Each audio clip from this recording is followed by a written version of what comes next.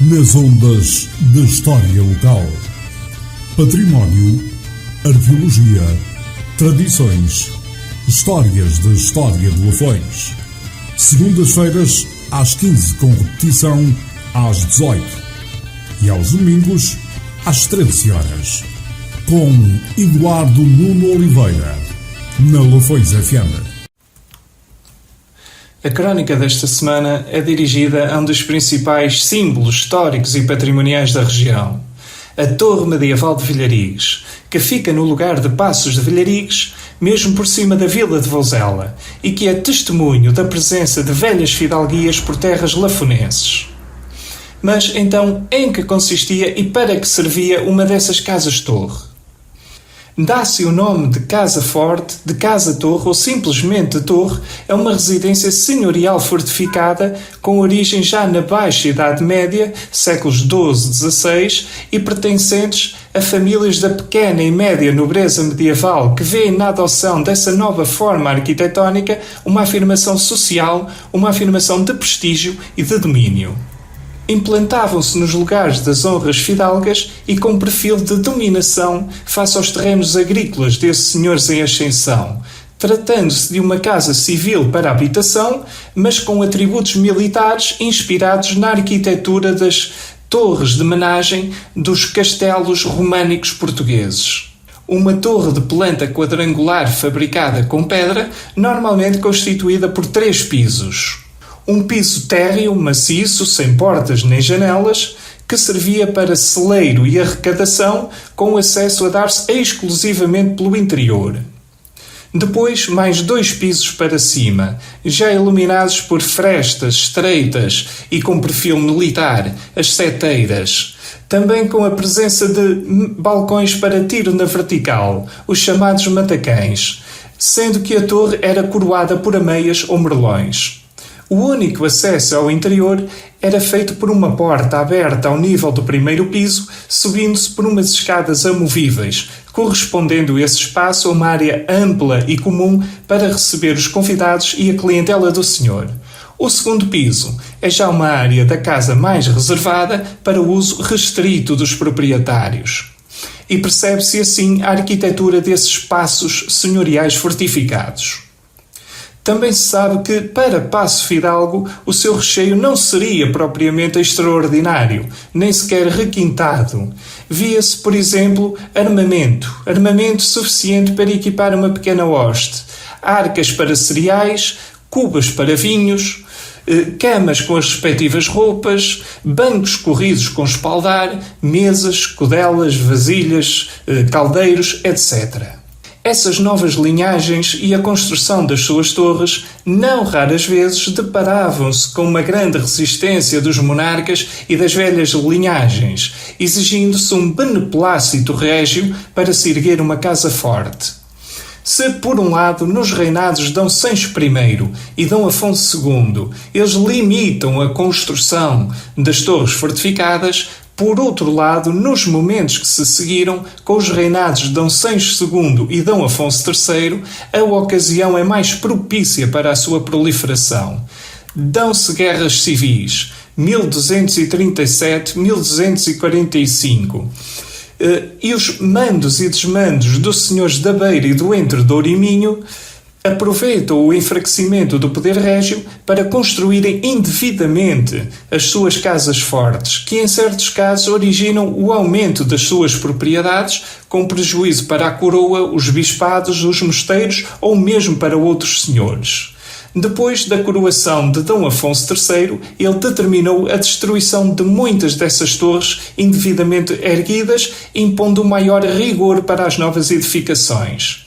O rei Dom Dinis segue a mesma política do seu antecessor, mas, novamente, outras torres fortificadas começam a proliferar, especialmente durante as guerras civis entre o príncipe Dom Pedro e o rei Dom Afonso IV.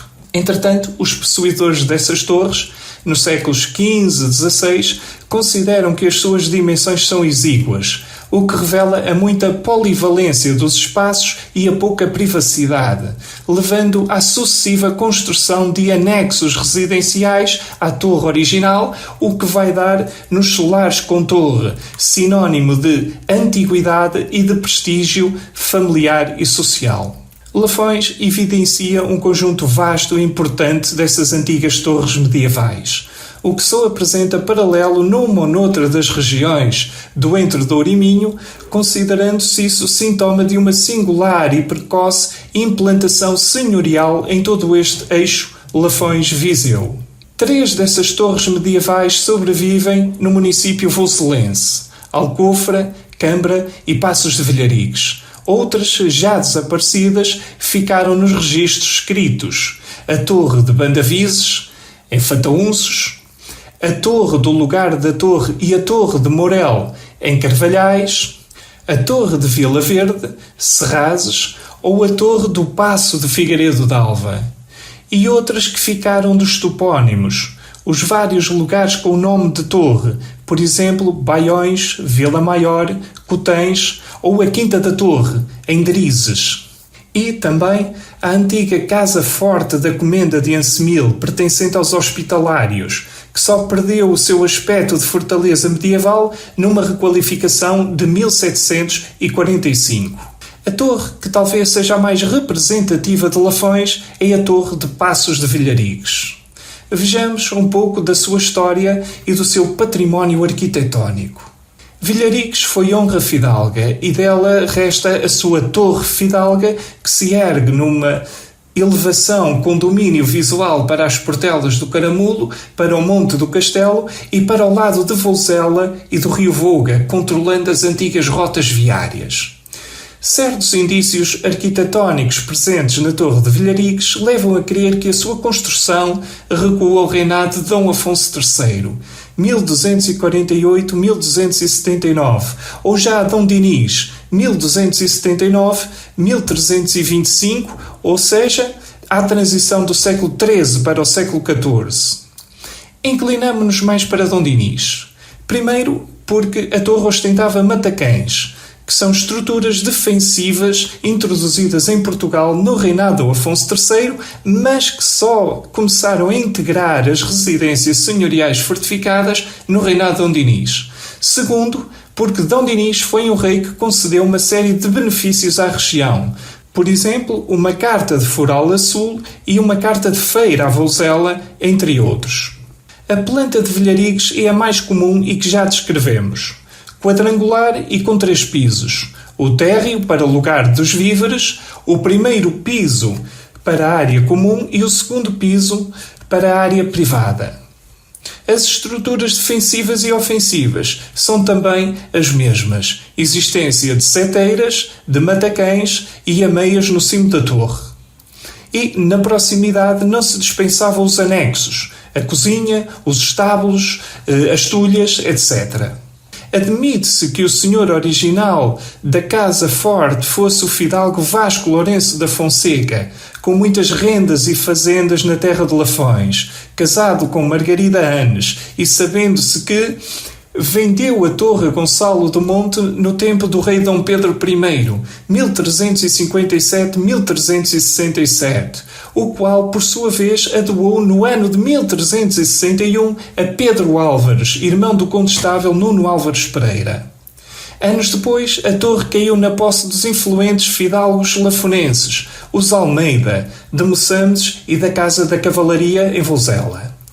A tradição local relaciona a posse desta torre com a figura de Dom Duarte de Almeida, o decepado de Toro, célebres alferes-mor de Dom Afonso V, que depois do ato heroico praticado na Batalha de Toro, 1476, recolheu-se a essa torre e nela viveu. Com o tempo, a torre ficou arruinada, desmontando-se 2 das suas paredes e usando-se as pedras para a construção da Capela de Santo Amaro, que lhe fica mesmo à sua larga. Mais recentemente, o monumento beneficiou de uma intervenção, reconstruindo-se as 2 paredes caídas com uma estrutura moderna, de aço e de vidro. é património histórico e arqueológico classificado de interesse público. Num próximo passeio por Lafões, não deixem de visitar a Torre Medieval de Passos de Vilharigues. Até para a semana.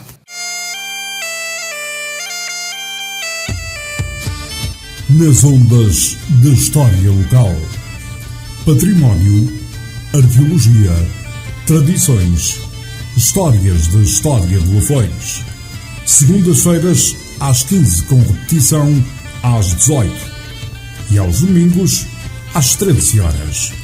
Com Eduardo Nuno Oliveira, na Lafões FM.